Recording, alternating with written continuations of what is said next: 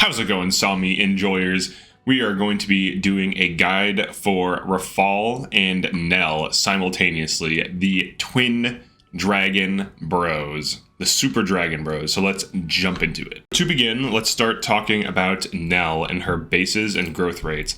Her bases are kind of average. Her speed is definitely on the higher end. Depending on when you get her, she might be fast, she might be kind of slow, especially towards the late middle game and end game. Her growth rates are pretty good. On her base class, she has 45% growth in strength, 60% growth in speed, 50% growth in dex. So she has pretty good growths overall. She's definitely fast. She has decent defense and res growth, good dex growth, pretty good build growth, as well as strength growth. So she's kind of like a speedy unit archetype with a little bit more strength than normal. Nell's passive, Protective, allows her to get crit plus 10 when a foe initiates combat against Rafal. Now, this doesn't check for range, so as long as he gets attacked, and he also doesn't have to get hit either, the foe just has to initiate combat, so I'm going to demo that here. Alright, we have a Rafal attack. There's Protective triggering. So he can be used as an enemy phaser, and if you want to run a crit build on both of them, you can run a crit axe build on Rafal, and you can run like a crit killer lance build, or a crit axe build as well on Nell. Rafal has pretty good growth rates. He is very similar to Panette. His Fel Child class also has its own unique growth rates. Every Fel Child class has its own growths, so he has pretty high strength growth, decent speed, really high defense, really good HP. His bases are pretty good as well. You also have to consider that the Fel Child class on Rafal and Nell has lower bases than an advanced class, so if you put him on Warrior, he's going to have pretty good strength and be very similar in terms of damage output to Panette. Rafal's passive, Rivalry, triggers when an ally within 2 spaces defeats a foe, grants crit plus 10 to unit for 1 turn. If you kill something on enemy phase, like if another unit kills something on enemy phase, he gets crit plus 10 during the enemy phase and then the following player phase. And if you get a kill during player phase from another ally, like another ally gets a kill, he gets crit plus 10 for that player phase and the enemy phase. So as long as it triggers, depending on how it triggers, you always get it for an enemy phase and a player phase, and it's very easy to trigger. All you have to do is just get a kill with someone that's within 2 spaces of him.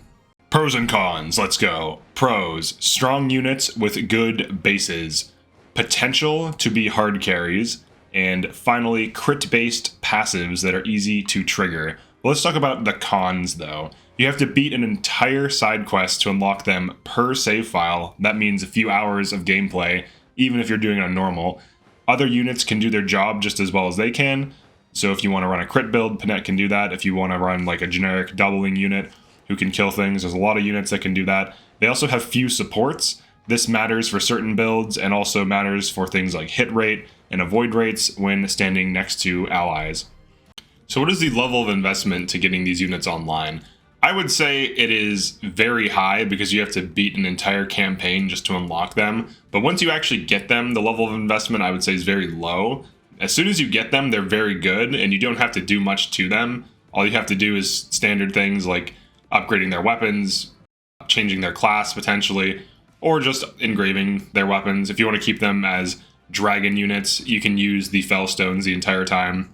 And the Fel Stones are quite effective. The Fel Stones are unique items that only Rafal and Nell can use.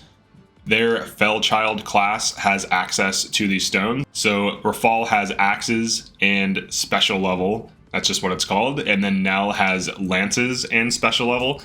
Certain stones require different levels. The Fel Slay Stone is effective against cavalry. And all of the stones have defense and res. The Weight Stone is effective against flying. The Ruin Stone has 1 to 2 range. And the generic Fel Stone has the best might. So each Fel Stone calculates damage based on strength and hits with physical damage, and you have ignoring half of their defense. Now you combine this with a unit that has good strength growth, both of them have pretty good strength growth, and you're looking at pretty consistent damage. Now you only get 4, and each of the stones can be turned into one other stone and then turned back into another stone. So for example, the Fel Stone converts either into the Ruin or Weight Stone, and then it can be changed back. Same thing with the Slay Stone, it converts into one of these, and then it can be changed back. So you basically get 2 stones per unit. Each stone has its own utility, and then you can alter it depending on what you want. They cannot be upgraded, they can only be engraved. So I find that they usually outdamage their weapons unless you have like a crazy powerful upgraded weapon. You also have to consider that if you put them on a different class, they will have a huge stat increase. Rafal's Fel Child has Fel Emblems, and you can see you get it at level 25. At the start of player phase, fills adjacent allies' engage meter by 1. Now this is nice just for topping off engage meters or for accelerating filling them. Now note that you can't trigger this. Like you can't dance this, for example, because it just looks at when player phase starts. So you can't really combo this, but this is actually pretty useful, and it's just free engage meter building.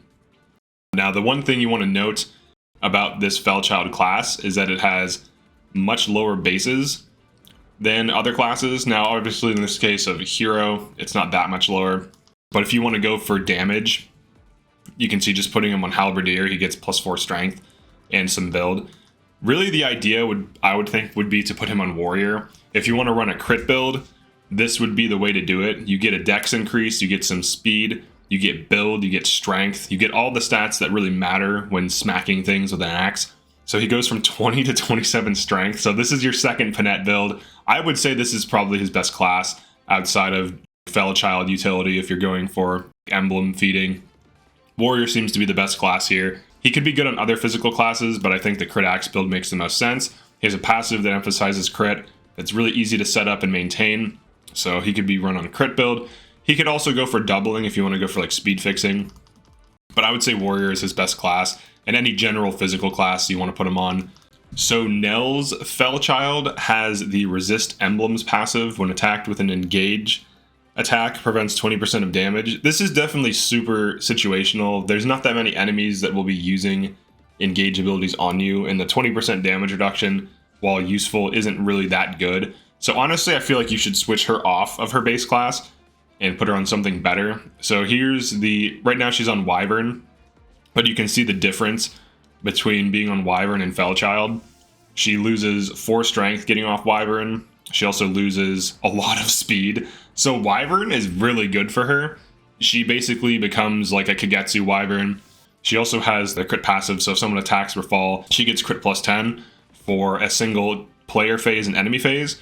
So that is pretty good for any crit build, whether you want to run like a sword crit, lance crit, or axe crit. I would recommend lance crit because it's like not too heavy, so she can double with it more consistently. She could be good on halberdier, on wyvern, on griffin. You could also put her on warrior if you want.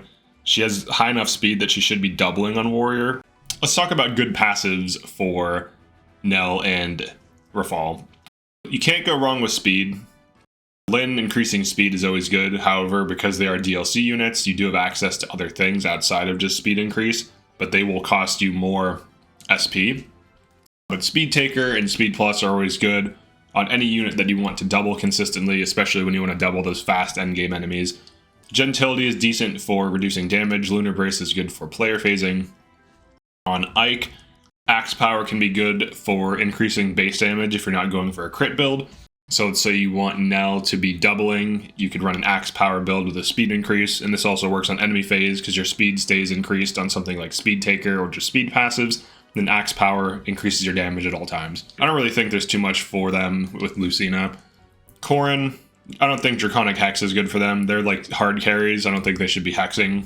Geosphere can be decent. Heavy Attack is interesting, but I don't think they're going to be making use of it. Strength and Defense.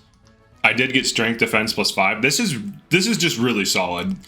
I don't really think there's much here for them. They're not like mages, so the magic res isn't really useful. Anima Focus isn't useful. On Crom, the only thing I would probably go for is Speed and Dex +1. Or I'm sorry, Speed/Dex plus. Rally Spectrum is for utilities. You shouldn't be running it on hard carries. On Camilla, Speed and Res, I don't really recommend any of this, to be honest. On Edelgard, Strength Index is nice. If you're just going for big hits, if you want to boost the hit rate and crit rate slightly and the damage, that can be okay. Really, I think Wrath makes the most sense. So like Wrath on Ike, Vantage from Leaf. Like Wrath Vantage builds and holdouts, I would say, are probably your best bet for Rafal. And for Nell, like some damage fixing, maybe like Lance Power, Nell, I would rather have be like a wyvern that dives kind of like a Chloe. So maybe like Lance Power 5 with Speed Taker, or Lance Power 5 with Speed +5, and I think she would be fine. Axe Power can be good on Rafal if you want to go for like a Brave Axe build or just going for doubling. So like Speed Taker and Axe Power 5 would be totally fine on him. On emblem rings, I would say Lyn is good for both of them for speed fixing, for making them insanely quick and doubling consistently. Erica is good on any physical unit for gentility, damage reduction, as well as lunar brace armor penetration. Ike is good on either of them for enemy phase tanking. Both can use him pretty effectively. Rafal is probably the better user of Ike because he kind of wants to be on crit axe build, whereas Nell doesn't necessarily need to be on a crit build, but she can be. Lucina would be decent on either of them if they are going to be on cavalry or flying for bondage shield use. They don't have the best supports though, so she's probably not going to be the best for them. Corrin isn't really good on either of them because both are not mages. Corrin improves magic stat and is generally good on utilities, same with Byleth. Tiki would be fine on either of them for general tanking as well as Geosphere. Geosphere increases your durability, so it could let you enemy phase a bit. You can also throw Res Orb. Honestly, I prefer Tiki on utilities. I think it enables damage on those utilities, and I don't think they would be good users of her. Hector would be good for enemy phasing. You get the adaptability plus the Storm's Eye and the quick riposte, so both of those kind of combo in and make him good. He also gives strength and defense increase, which help for enemy phasing. Soren is definitely a magic thing. I would not run him on either of them. Crom could be decent for the speed increase.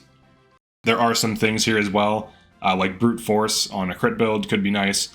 And then we also have Camilla, which is more of a magic user's emblem, so I would skip that. Edelgard, of course, would be good on them. You get strength and dex, as well as Raging Storm, Houses Unite, stuff like that. She's just good on any physical beater.